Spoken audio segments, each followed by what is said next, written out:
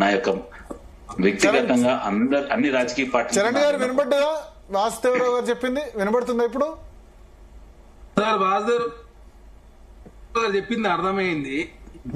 నరేంద్ర మోడీ గారు ప్రకటన చెప్పండి మరి 11 సంవత్సరాల కాలంలో దేశ జీడిపి ఎంత పెరిగిందో, ఈ దేశంలో ప్రభుత్వ రంగ సంస్థలను ఎన్ని ఆదానికి అమ్మానికి అడగట్టిరో, ఈ దేశంలో ఎంత ఉద్యోగాలు ఎన్ని ఉద్యోగాలు కల్పించారో, ఎంత మందికి ఇల్లు కట్టించారో అన్ని ప్రకటించాలా. ఎందుకంటే ప్రతిపక్షాలు టైం అడుగుతుంటే పార్లమెంట్ టైం లేకుండా ఎప్పుడు పోస్ట్ పోన్ చేసే ప్రయత్నం భారతీయ జనతా పార్టీ చేస్తాం. మణిపూర్ అల్లర్లో కూడా అదే చేసారు.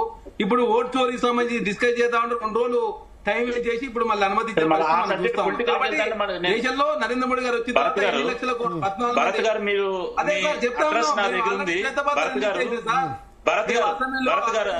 కౌశిక్ యాదవ్ గారు చెప్పినారు. చిన్న ఒకటే మీ ప్రశ్న అంతా నాకు అర్థమైంది. ఒకే చెప్పేస్తున్నా, ఎందుకంటే క్లోజ్ చేద్దన్నారు భరత్ గారు, క్లోజ్ చేద్దన్నారు. భరత్ గారు మీ యొక్క జీ న్యూస్ అడ్రస్ నా దగ్గర ఉంది, పోస్టల్ అడ్రస్ ఉంది. మీ పోస్టల్ అడ్రస్ కి మా కిషన్ రెడ్డి గారు 9 సంవత్సరాలు, ఇప్పుడు ఇది 11వ సంవత్సరం, 9 సంవత్సరాల కాలంలో ఏమేమి ఇచ్చారు కౌశిక్ యాదవ్ ఇప్పుడే చెప్తున్నాను. మన మిత్రులతో మాట్లాడు, మీరు కూడా అన్నారు కదా హరీష్ రెడ్డి గారిని ఏమన్నారంటే నాకు టైం కౌశిక్ యాదవ్ గారు మీరు ఇంతకు ముందు ఏమన్నా హరీష్ రెడ్డి గారిని ఏమన్నారంటే నేను మాట్లాడుతున్నప్పుడు మీరు మాట్లాడుతూ రాలే, నేను నా మధ్యలో మీరు వచ్చింది సార్, నేను పర్మిషన్ తీసుకుని వచ్చా, లేకపోతే నేను సరే అంటే ఆ డీటెయిల్స్ అన్ని ఇస్తా అన్నారు. ఓకే అర్థమైంది కాబట్టి ఒక్క నిమిషం ఆ డీటెయిల్స్ ఇస్తా అని చెప్పారు. చెప్పిందని చెప్పమని మీ పర్మిషన్ అర్థమైంది. ఓకే ఆ డీటెయిల్స్ ఇస్తాను. దయచేసి మా పట్టి విక్రమార్క గారు సరే ఇప్పుడు వాళ్ళు బీజేపీ ఇవ్వకపోతే మీరు ఇవ్వరా? బీజేపీ ఇవ్వలేదు మీరు ఇవ్వరా అంటారా? మీరు ఆ డీటెయిల్స్ ఇవ్వరా? ఎన్ని ఉద్యోగాలు? మేము అసెంబ్లీ వేదికగా స్వేత్ పత్రాలు రిలీజ్ చేసినాం. విద్యుత్ శాఖలో అప్పులు కావచ్చు, సివిల్ సప్లై డిపార్ట్మెంట్ కావచ్చు, తెలంగాణ రాష్ట్ర అప్పులు కావచ్చు, కేసీఆర్ గారు ఏం చేసినా అన్ని వివరించారు. ప్రతిపక్ష నాయకుడు అసెంబ్లీ కాకపోతే మేమేం చేస్తాం?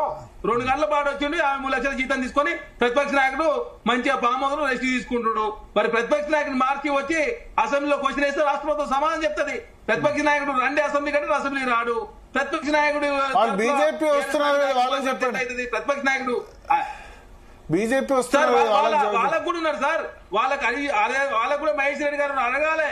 అసెంబ్లీకి వచ్చి అసెంబ్లీలో ప్రశ్నలు అడిగితే ప్రభుత్వం సమాధానం చెప్పడానికి సిద్ధంగా ఉంది. తెలంగాణ రాష్ట్రంలో మీడియా మీద ఆంక్షలు లేవు. ప్రజాస్వామ్యం బతికుండాలని కాంగ్రెస్ పార్టీ కోరుకుంటా ఉంది. అందులో ఇందిరా పార్క్ ధర్నా చౌక్ ప్రారంభించడం, ప్రజావాణి జరుగుతా ఉంది. మంగళవారం శుక్రవారం 80,000 అప్లికేషన్లు వస్తే 50,000 అప్లికేషన్ పరిష్కరించుకున్నాం. కాదు ఇప్పుడు అట్లా కాదు, ఒకటి క్లియర్.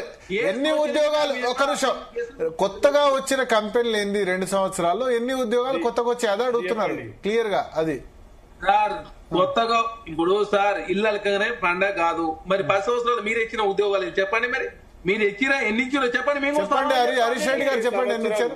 మేము తెలంగాణ బీజేపీ కూడా అదే చేస్తారు చెప్పండి.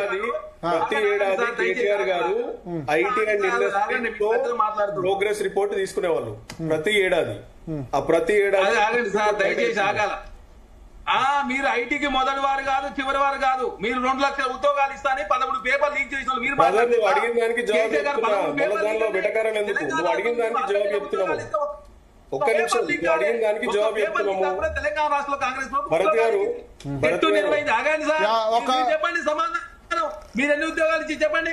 అదే చెప్తున్నాం బ్రదర్. లాస్ట్ 9 ఏళ్లలో, గడిచినటువంటి 9 ఏళ్లలో కేటీఆర్ గారు రిలీజ్ చేసిండ్రు అంటున్నా. ఆ గణాంకాలు కూడా మీకు కావాలంటే మీ గవర్నమెంట్ జయచంద్రన్ గారు అడగండి. 9 ఆగండి సార్. మేము 2 సంవత్సరాల్లో ఎన్ని ఉద్యోగాలు కంపెనీలు ఏ దశలో ఉన్నాయో, దావోస్ వేదిక పెట్టుబడులు ఏందో అన్ని రాష్ట్ర ప్రభుత్వం ప్రజల తరఫున చాలా స్పష్టంగా వివరించినాం. కంపెనీలు అనగానే ఇళ్ళ పండగ అన్నట్టు ఆ నిర్మాణ దశ ఉంటుంది, రకరకాలు ఉంటాయి, ప్రాసెస్ ఉంటాయి, పర్మిషన్లు ఉంటాయి. అదేవిధంగా ఎన్ని రకరకాల ప్రాసెస్ లో ముందుకు పోతుంటారు. ఖచ్చితంగా తెలంగాణ రాష్ట్రంలో ప్రభుత్వ రంగంలో ఉద్యోగాలు కాదు, ప్రైవేట్ రంగంలో ఉద్యోగాల కల్పన కోసం స్కిల్ యూనివర్సిటీ, స్పోర్ట్స్ యూనివర్సిటీ ఏర్పాటు చేసినాం. ఐటీఐ ప్లేస్ లో అడ్వాన్స్ ట్రైనింగ్ ఇన్స్టిట్యూషన్ తీసుకొచ్చాం. ఇంటిగ్రేటెడ్ క్యాంపస్ కూడా నిర్మాణం చేస్తా ఉన్న తెలంగాణ రాష్ట్రంలో కాంగ్రెస్ పార్టీ మేము విజన్ తో ముందుకు పోతున్నాం. ఒకనాడు ఎడ్యుకేషన్ రివ్యూ చేయలే కేసీఆర్ వెళ్తున్న పట్టించుకున్న పాపాన పోలే. 5 లక్షల ఆరోగ్యశ్రీ 10 లక్షలు చేసినాం. ఆరోగ్యశ్రీకి 1600 కోట్ల రూపాయలు పెండింగ్. సరే ఆరోగ్యశ్రీ మళ్ళీ వేరే టాపిక్, మన జాబ్స్ దాని గురించి మాట్లాడు. ఆరోగ్యశ్రీ వేరు. హరీష్ రెడ్డి గారు, హరీష్ రెడ్డి గారు ఇప్పుడు ఒక్క నిమిషం. హరీష్ రెడ్డి గారు ఇప్పుడు 10 సంవత్సరాల్లో మీ గవర్నమెంట్ హయాంలో ఎన్ని ఎంప్లాయీ, సరే ప్రభుత్వ ఉద్యోగాల గురించి డిస్ప్యూట్ ఉంది, ప్రైవేట్ రంగంలో ఎన్ని ఉద్యోగాలు కల్పించారన్నది ఒకటి. వాసుదేవరావు గారు ఇంకో క్వశ్చన్ అడిగారు. మీరు చెప్పిన జాబ్ క్లెయిమ్ చేస్తే తెలంగాణ పాపులేషన్ 4 రెట్లు అంటే 12 కోట్ల ఉద్యోగాలు రావాలి ఈ పాటికేనే వాసుదేవరావు గారు అన్నారు. దానికి ఏం జవాబు చెప్తారు? మొదటిది చరణ్ గారు చెప్పినట్టు దాదాపు ఒక 20 లక్షల ప్రైవేట్ జాబ్స్ 9.5 ఏళ్లలో క్రియేట్ కాబడినాయి. దాంట్లో కేవలము ఐటీ రంగంలోనే 4.5 లక్షల జాబ్స్ క్రియేట్ అయినాయి, కొత్త జాబ్స్. మీరు తెలంగాణ రాకముందు 2014 వరకు 3.5 lakh ఐటీ జాబ్స్ ఉంటే ఈ రోజు 9 లక్షల పైకి ఎగబాకింది. పుట్టినవుతుందండి అది. మీరు ఏ రంగమైన తీసుకోండి, ఫార్మా తీసుకోండి, ఒక మెడికల్ డివైసెస్ పార్క్ అని సుల్తాన్పూర్ లో ఒక సెపరేట్ సెస్ పెట్టారు అక్కడ, కేవలం మెడికల్ డివైసెస్ మ్యానుఫ్యాక్చరింగ్ కంపెనీస్ కోసం.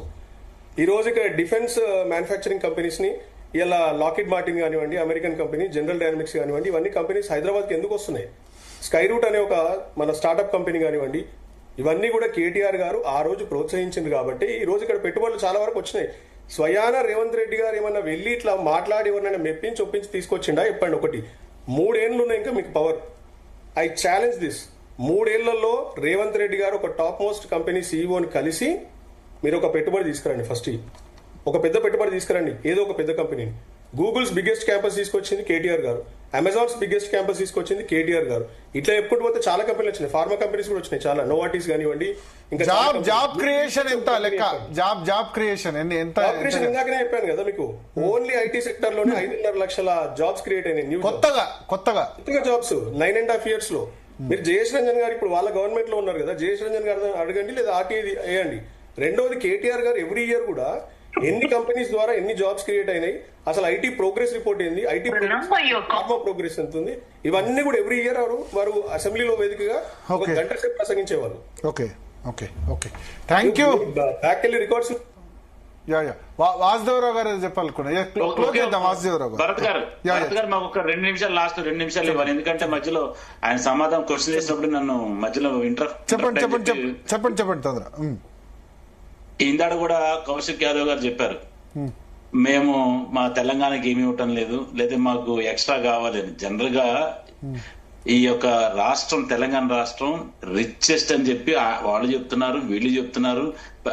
దేశంలోనే అగ్రగామి రాష్ట్రం అని అంతకుముందు బీఆర్ఎస్ నేను చేసామంటున్నారు. ఆ తర్వాత కౌశిక్ గారు కూడా అది చెప్తున్నారు. ఎక్కడికి వెళ్ళినా కూడా తర్వాత ఫస్ట్ అగ్రగామి రాష్ట్రంగా ఉన్నప్పుడు ప్రత్యేక సహాయం కావాలంటాం అనేది అది ఎంతవరకు అనేది ఒకటి ఆలోచించి. ఎందుకంటే ప్రత్యేకం ఎప్పుడు చేస్తామంటే ఏదన్నా వరదలో, బాతిలో, లేదా ఇంకో రకరకాల ఇబ్బందులు కలిగినప్పుడు, లేదంటే మీద పూరి నార్త్ ఈస్ట్ కంట్రీలు అయితే అనుకోవచ్చు, నార్త్ ఈస్ట్ స్టేట్లు అయితే అనుకోవచ్చు. సరే, అడగడం తప్పు లేదు, ఇస్తే కూడా సంతోషం మాకు కూడా, ఎందుకంటే మనం కూడా తెలంగాణ. రెండోది ఏమిచ్చారని అసలు అది అంతకుముందు బీఆర్ఎస్ పార్టీ కూడా అదే చెప్పింది, ఇప్పుడు కాంగ్రెస్ పార్టీ కూడా చెప్తుంది. అంటే ఇక రాజకీయంగా పాటలు పాడుతున్నారు.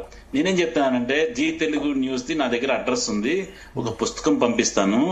9 సంవత్సరాల కింద, అంటే 9 సంవత్సరాల పరిపాలన అవ్వగానే మా కిషన్ రెడ్డి గారు ఒక పుస్తకాన్ని బ్లాక్ అండ్ వైట్, గాలి మాటలు కాదు, నోటికి వచ్చిన మాటలు మాట్లాడడం కాకుండా ఇచ్చాం. అందులో ఏదన్నా తెలంగాణకి ఇచ్చి తప్పు, ఇది రాసిన మీరు తప్పు అని మాట్లాడితే అది బాగుంటుందని చెప్పి, అది మెచ్యూర్ డిస్కషన్ అవుతుందని చెప్పి చెప్తున్నాను. తర్వాత ఈ 2 సంవత్సరాలు కూడా నేను ఇప్పటికీ 2-3 సార్లు అడిగాను పెద్దల్ని. మళ్ళీ 11 years అయింది, ఇప్పుడు 11 years అయిపోయింది కదా, ఇప్పుడు కూడా రిలీజ్ చేయమని, అది కూడా రిలీజ్ చేసే పరిస్థితి. దాని మీద నిజంగా కౌశిక్ యాదవ్ గారు ఏదైనా నిజంగా ఛాలెంజ్ చేస్తే అది బాగుంటది. కానీ ఏమి ఇచ్చారు 1 రూపాయి, 10 రూపాయలు, ఈ మాటలు మెచ్యూర్డ్ మాటలు కాదు. ఏ పైసా ఇవ్వకపోతే ఈ రోజున నువ్వు 2 సంవత్సరాల నుంచి రాష్ట్రంలో ఉన్న గ్రామాలకు ఏమి ఇచ్చావో చెప్పు నువ్వు ఫస్ట్. గ్రామాలు ఏమి ఇచ్చారు, ఎన్నికలే జరపకుండా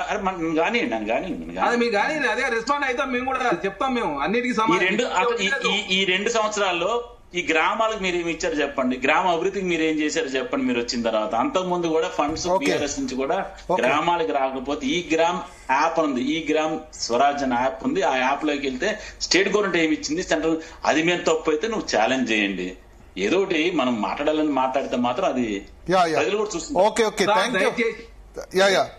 చరణ్ గారు చర్చ క్లోజ్ చేయాలి, 30 seconds. చాలా స్పష్టంగా కిషన్ రెడ్డి గారు ప్రెస్ మీట్ అయిపోయిన తర్వాత చాలా స్పష్టంగా వారు ఆధారాలు ఉన్న సమాచారం ప్రకటించిన తర్వాత కిషన్ రెడ్డి గారు చర్చగా రాలే.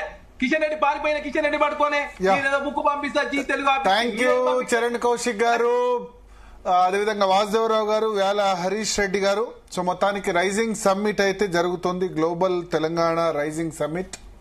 తెలంగాణ రాష్ట్రానికి మరిన్ని పెట్టుబడులు రావాలి, అభివృద్ధికి కేర్ ఆఫ్ నమూనా తెలంగాణ రాష్ట్రం నిలవాలి. ప్రభుత్వాలు ఏదున్నా సరే మరింత మందికి ఉపాధి అవకాశాలు జరగాలి, పెట్టుబడులు రావాలి, తెలంగాణ మరింత అభివృద్ధి పరంగా పురోగమించాలి, మరింత సంపన్న రాష్ట్రంగా ఆవిర్భవించాలని అయితే మనస్ఫూర్తిగా కోరుకుందాం. ఇది వాటి DNA.